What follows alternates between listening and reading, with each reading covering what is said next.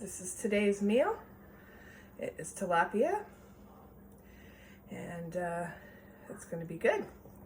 The tools we're going to use is our zester.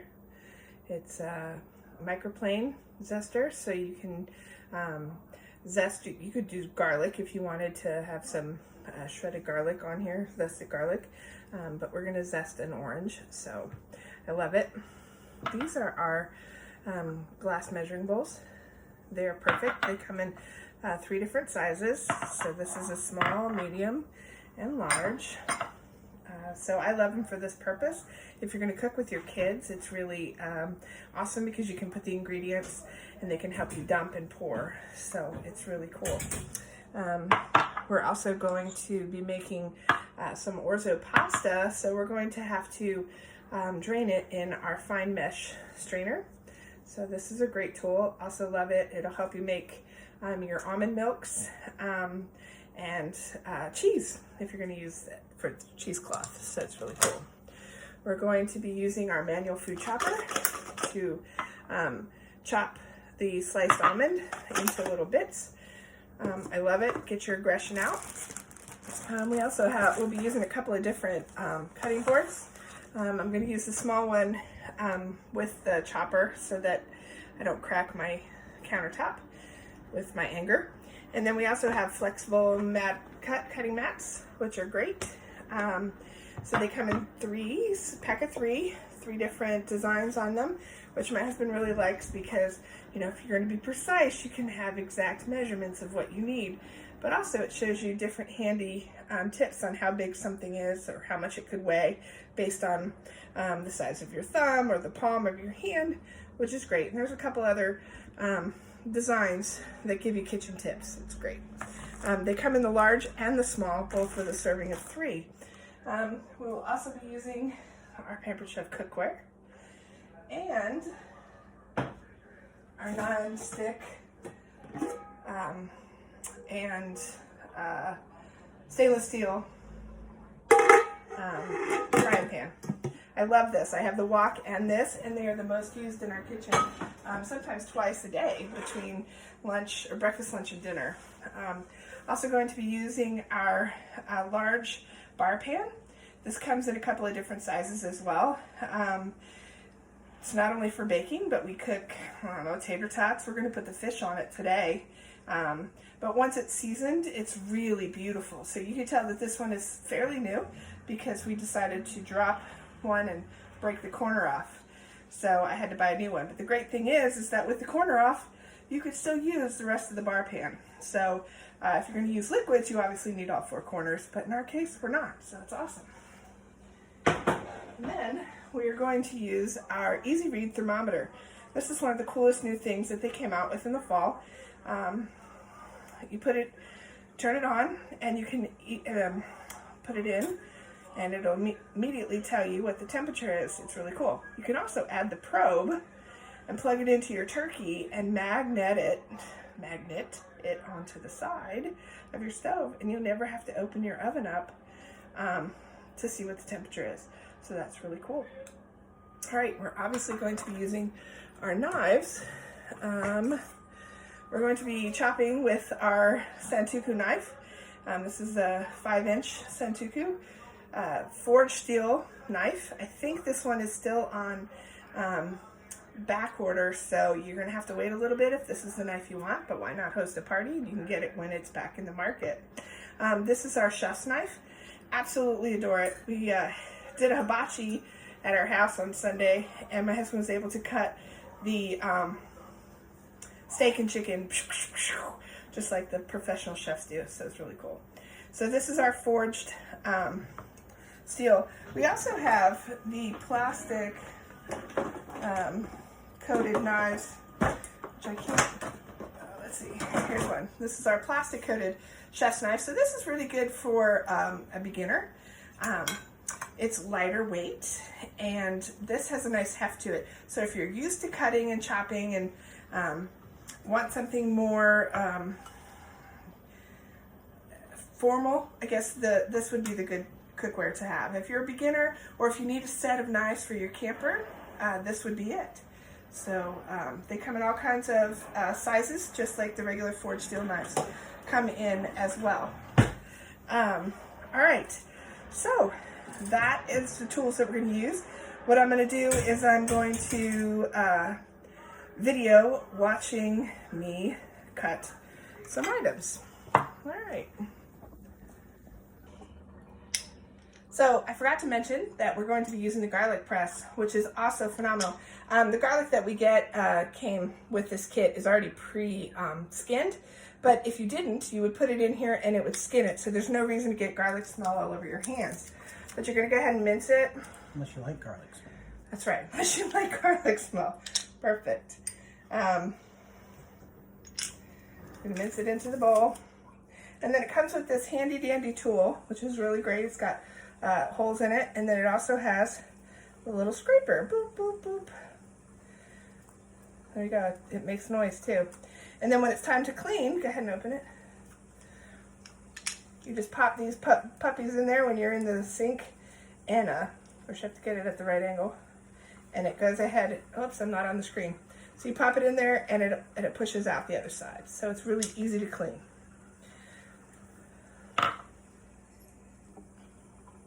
All right, here we are, manual food chopper. I just want them to be a little rough.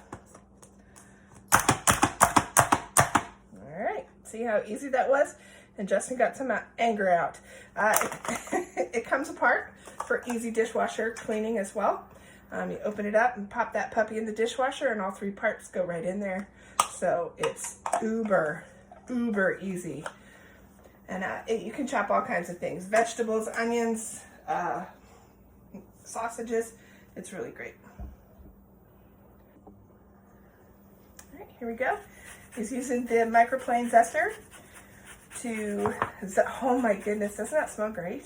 Mm-hmm. That smells awesome. Now you don't want to zest down to the white, you know, just shy of the white, because once you get into the white, then it becomes bitter. But lemon zest and orange zest are great for fish dishes and baking. There's a lot of recipes on the Pampered Chef website where zested fruit. Justin even makes one, what's the orange dream bar? Orange dream bar, with, yeah. Zest of orange. He's going to cut it. Well, he's going to slide the rest of it in there. Sorry. Boop. All right. He's going to cut it into quarters. We also have a juicer, which is really kind of a neat tool as well, but this recipe calls for it to be squeezed. Yeah, so here's our juicer. It's really great. It's you open it up and you put the fruit right in there and squeeze. You put the fruit right in there and you squeeze.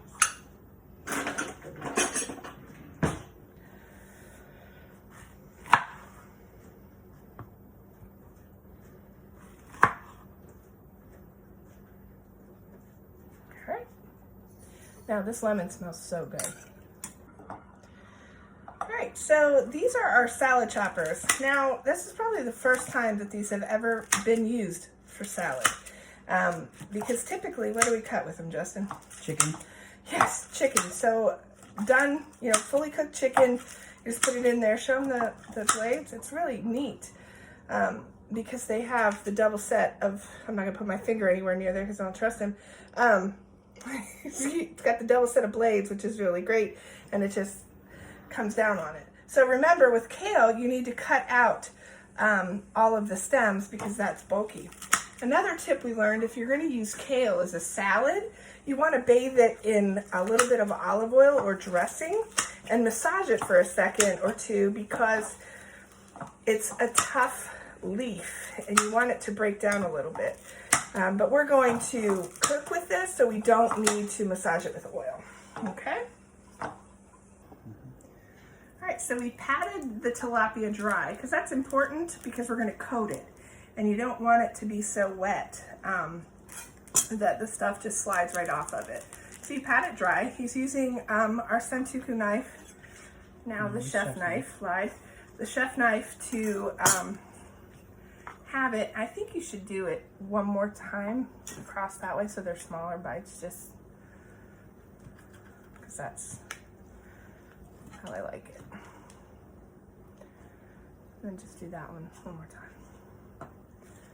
All right, so he's going to season both sides with salt and pepper.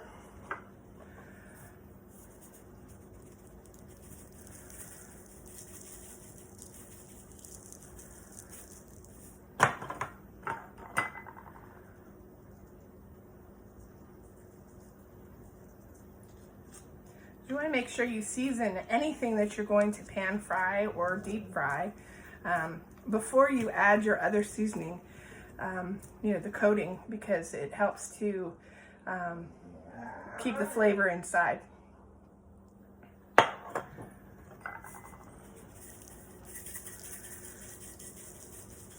Perfect. All right, so we have a little bit of, so I ordered the dipping backs, the dipping plates that we have with Pampered Chef, but they're I didn't get them yet. So we're going to use a plate. But on this plate we have flour with some paprika and nutmeg. So he's going to press the tilapia into the flour, turning to coat, and then we're going to put, he's going to shake off the excess flour, and then he's going to transfer it to this plate until it's ready for its bath.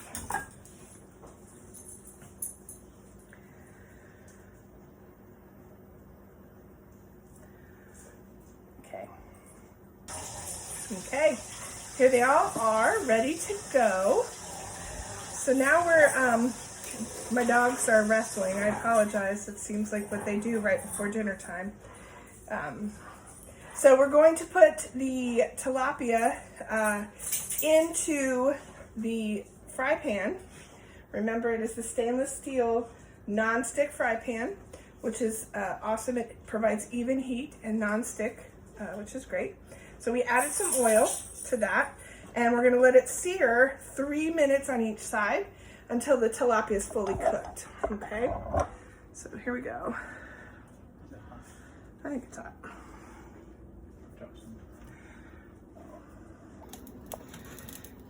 All right, so the orzo is ready to go. So he is going to get our strainer, our fine mesh strainer.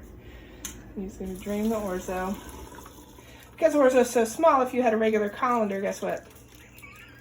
You're going to lose the majority of it down the drain. So typically you would not rinse your pasta, but because orzo is so gentle, we want to wash it to stop it from cooking.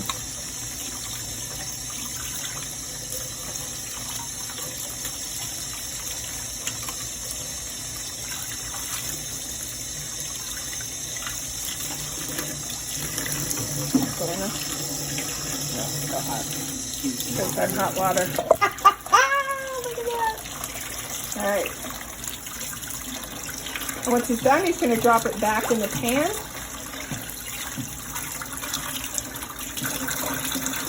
Let it drain.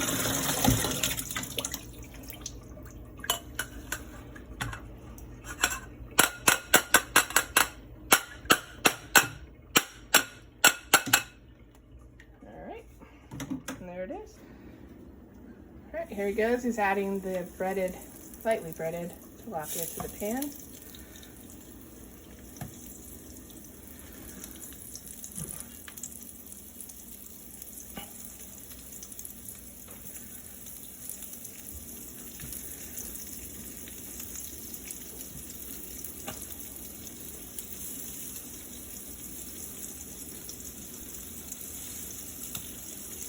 All right, and there it is. So the pasta is back in the pan, and I drizzled it with olive oil. I love it. These are our scrapers. They come in lots of different sizes. Very useful. You should have one in every size just because you never know what you need to use it for. And these are even better. They have scoops. My aunt I brought mine with me, and she didn't know we had them, and when I went to visit her, and she was absolutely amazed. She makes chocolate cake, and it just cleans the bowl so perfectly. All right, so we're over here, and we're melting some butter for our sauce. The tilapia has been flipped. And it's browning up nicely. It's almost done. We're going to transfer it to the bar pan and put it in the oven to keep warm. All right, so here we go. We have the mixture of our garlic, our roasted red peppers, our almonds, and capers. And they're going to go in this sauce for a little while. Just until the almonds, you want to scrape that out of there? Just until the almonds, 1 to 2 minutes, just until the almonds start to become fragrant.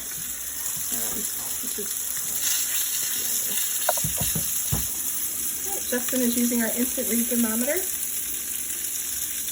to check the internal temperature of the fish, which looks like it's done, right? Almost. You said 145. Right.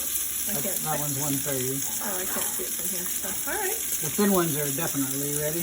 All right, so you can pull those off. All right, so he's pulling off the ones that are done. Put them in our bar pan. We're just going to put them in the oven to keep warm while the rest of the sauce is cooking. And you can see the